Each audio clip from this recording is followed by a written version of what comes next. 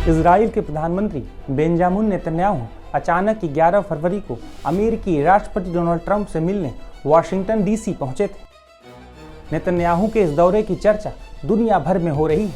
वहीं ईरान की भी नज़रें ट्रंप और नेतन्याहू की मुलाकात पर टिकी हुई थी। दोनों नेताओं के बीच करीब 2 से 3 घंटे तक बातचीत हुई है। नेतन्याहू के साथ हुई बैठक के बाद अमेरिकी राष्ट्रपति ट्रंप ने सोशल मीडिया पर जानकारी देते हुए पोस्ट किया कि इस बैठक में केवल इतना तय हुआ है कि मैंने कहा है कि ईरान से बातचीत चलती रहनी चाहिए, जिससे देखा जा सके कि कोई समझौता बन पाता है या नहीं।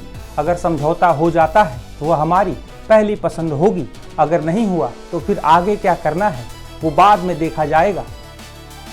दरअसल हाल ही में ओमान की राजधानी मस्कट में अमेरिका और ईरान के प्रतिनिधियों के बीच बातचीत हुई थी, जो बेनतीजा रही थी। वहीं जल्द ही दोबारा बातचीत होनी है। इस वजह से इजराइल के प्रधानमंत्री नेतन्याहू अमेरिकी राष्ट्रपति ट्रंप से मिलने अमेरिका पहुंचे थे। इजराइल चाहता है कि अमेरिका ईरान पर और ज़्यादा दबाव बनाए, जिससे ईरान शर्तें मानने पर राजी हो जाए। इजराइल को ऐसा लग रहा है कि अमेरिका और ईरान के बीच होने वाली बातचीत केवल परमाणु कार्यक्रम तक सीमित ना रहे, बल्कि इसमें बैलिस्टिक मिसाइल कार्यक्रम और ईरान समर्थित गुटों पर बातचीत हो।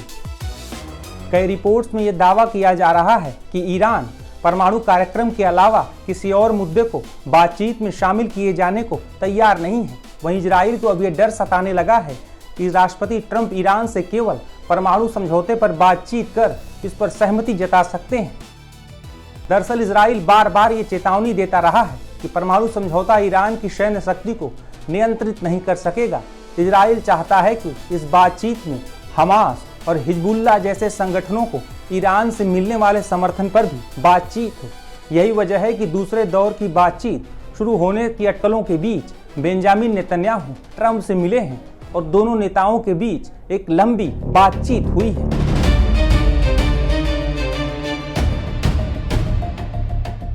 दरअसल जब अमेरिका और ईरान के बीच पहले दौर की बातचीत बेनतीजा रही थी, तो उसके बाद ईरानी विदेश मंत्री अरागची ने कहा था कि मुझे लगता है कि ईरान की ताकत का राज दूसरों की ओर से परेशान किए जाने, प्रभुत्व कायम करने और दबाव बनाने के खिलाफ खड़े होने की इसकी क्षमता में छिपा है।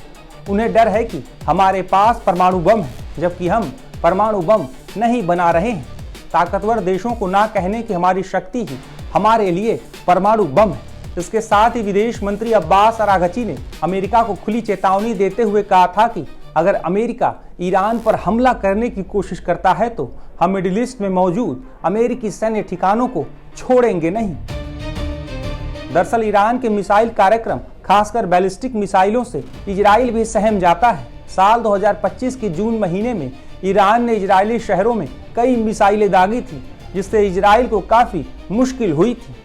कई रिपोर्ट्स में यह दावा किया जा रहा है कि ईरान के पास बैलिस्टिक मिसाइलों का एक बड़ा जखीरा है, जो पूरे मिडिल ईस्ट में कहीं भी तबाही मचाने का दमखम रखता है। ऐसी भी खबरें हैं कि ईरान तेजी से बैलिस्टिक मिसाइलों का निर्माण कर रहा है, जिससे इजराइल ही नहीं अमेरिका तक में हलचल मची हुई है। बीते साल यानी 2025 के जून महीने में जिस तरह से ईरान और इजराइल के बीच संघर्ष हुआ था, अगर वैसा संघर्ष दोबारा होता है तो ईरान बैलिस्टिक मिसाइलों के जरिए भारी तबाही मचा सकता है। यही वजह है कि इजराइल की चिंता भी बढ़ी हुई है। जीरो हमने इन्वेंट किया, हमने बताया दुनिया को, जहां योग है वहां रोग नहीं।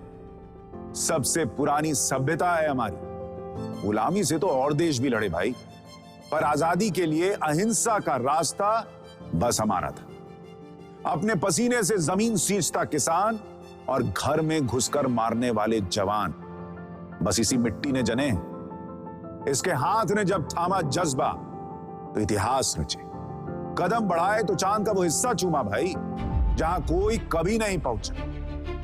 आज पूरी दुनिया में शान से लहरा रहा है तिरंगा, और इसके पीछे है गर्व से भरी अनगिनत कहानियां, जो लिखी जा चुकी हैं और लिखी जा रही हैं, जिन्हें मैं सुनाऊंगा राष्ट्रगर्व रोज शाम 6:25 पर।